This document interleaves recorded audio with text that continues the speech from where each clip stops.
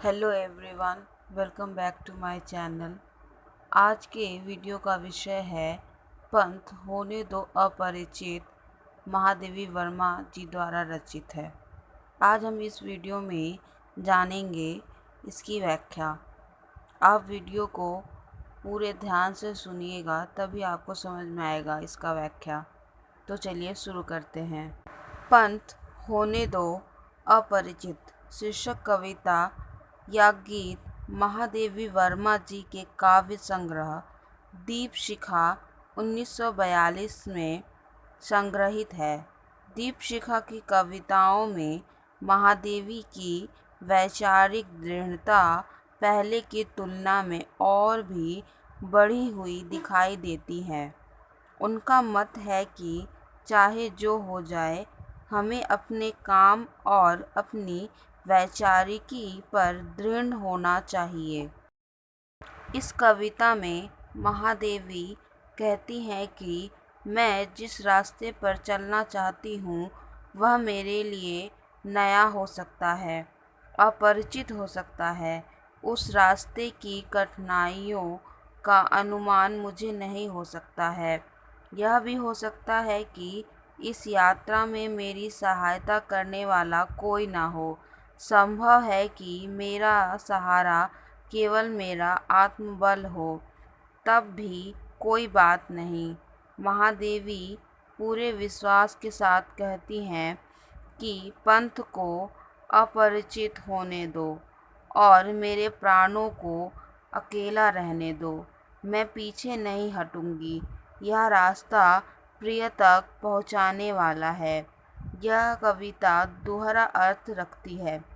एक अर्थ है स्त्री के संघर्ष से संबंधित और दूसरा अर्थ है प्रिय पथ पर चलने की कठिनाइयों से संघर्ष। इस कविता में दो पक्ष हैं, रास्ते में आने वाली कठिनाइयाँ और अपनी हिम्मत। महादेवी कहती हैं कि यदि मेरी छाया अमावस की काली रात बनकर घेरे हुए बादल से ऐसे बारिश हो मानो निर्मल आंसू बरस रहे हों, फिर भी मैं हार नहीं मानूंगी। वे दूसरों की आंखें होंगी जो विषम परिस्थितियों में दुखी होकर सूख जाती होंगी। उन आँखों के गोलक बुझ जाते होंगे, उनकी पलकें रूखी हो जाती होंगी।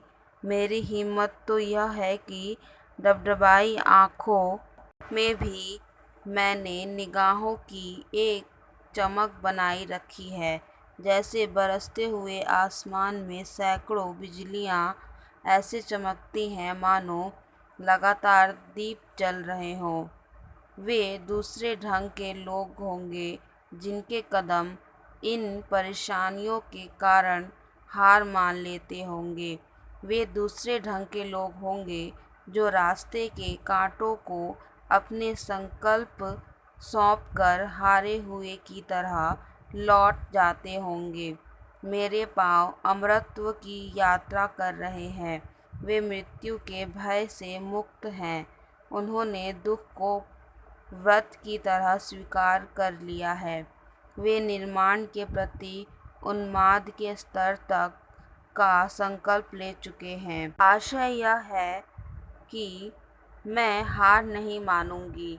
मेरे कदम सृष्टि की गोद में फैले हुए अंधेरे के बीच सुनहला सवेरा उत्पन्न कर देंगे।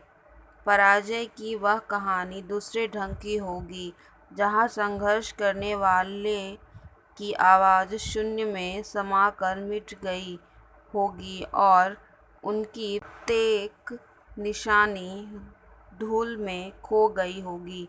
मगर मेरे साथ यह सब नहीं हो सकता। मैं मोतियों की हाट और चिंगारियों का मेला लगा रही हूँ। आशय यह है कि मैं आंसुओं को क्रांति के रूप में ढाल देना चाहती हूँ। इसलिए आज इस हाट और मेला पर प्रलय भी विस्मित हो गया।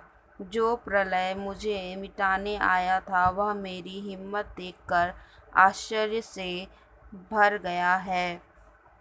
कविता के अंत में महादेवी मानो अपने अज्ञात और अनंत प्रियतम को संबोधित करते हुए कहती हैं कि तुम चाहे प्रसन्न रहने वाले बसंत को दूत बनाकर मेरे पास भेजो या भौहें चढ़ाकर रोष प्रकट करने वाले पतझड़ को, मेरा हृदय सब कुछ सह लेगा।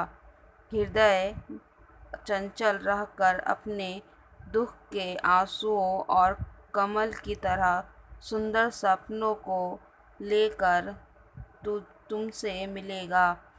एक बात तय है कि वह मिलन मुझे अकेला कर देगा, क्योंकि संघर्ष की जिन प्रेरणाओं ने मेरे व्यक्तित्व का निर्माण किया है, उन सब की पूर्णाहुति इस मिलन में हो जाएगी।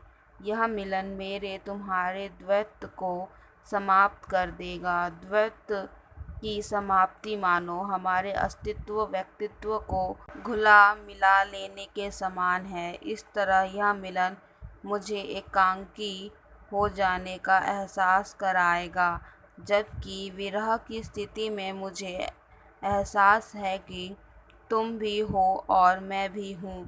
मेरे लिए मिलन में एकांकी ही जाने का भाव है और विरह में दोनों के अस्तित्ववान होने का भाव। यह था पंथ होने दो अपरिचित का व्याख्या। आशा करती हूँ कि यह व्याख्या आपके लिए सहायक होगा। इसी तरह की जानकारी के लिए मेरे चैनल को सब्सक्राइब करें और बेल आइकन को भी दबा दें, और कमेंट में ज़रूर बताएं कि आपको और किस कविता या उपन्यास कहानी की व्याख्या या सारांश जानना है। धन्यवाद।